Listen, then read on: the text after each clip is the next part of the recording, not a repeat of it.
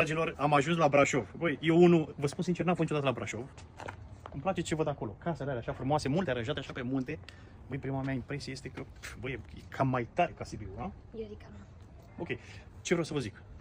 Știți că am fost în Italia. Trebuie să rămâneți neapărat cu mine. Am fost în Italia și mi-am luat o groază de hate, să spun așa, fiindcă le-am spus că nu mi-a plăcut pizza din Italia. Am fost la Sorrento, am fost la Amalfi, Da, am fost la Bari. am fost la Bari, am fost la peste Pescara, tot, în peste Roma. tot, în Roma. Ți-a plăcut vreo pizza? Niciuna. Dragilor, în Italia, pizza este cu un blat, pur și simplu, și cu niște ketchup. În Brașov, vrem să încercăm și noi, se spune că e cea mai tare pizza din România. Până acum a fost în Brăila și în București și recent s-a deschis și în Brașov. Da. Pizza Radu, fiți atenți, hai să vedem. să Nu am umblat la ea, nu nimic. Deci așa a venit.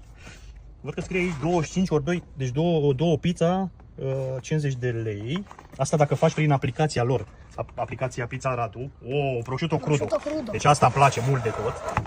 Îmi place mult de tot, iar asta e pizza casei. Fii atent, eu o să încerc de asta, asta știu cum este, Nori să încerc. Băi, deci fii atent. Nu pot să cred. Deci de asta se spune că este cea mai bună pizza. De ce? Nu pot să cred. De ce?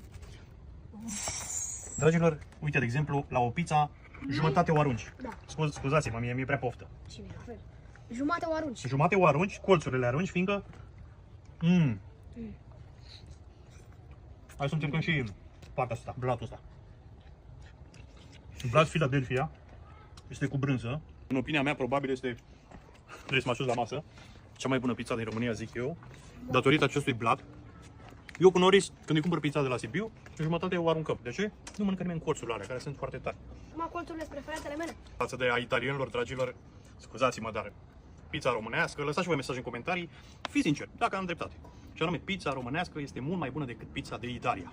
Ce note dai? 9,99. Dar de ce nu 10? De invidie că nu e făcută la Sibiu.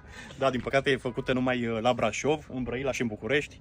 Și, apropo, uite o chestie pe care am văzut-o, dacă intrați pe aplicația Radu, poți să iei pizza Radu, poți să iei pizza mult mai ieftină decât dacă mergi cu livratori ăștia, știți voi cu care, unde acolo e un comision mult mai mare. Lăsați un comentariu și dați mai departe.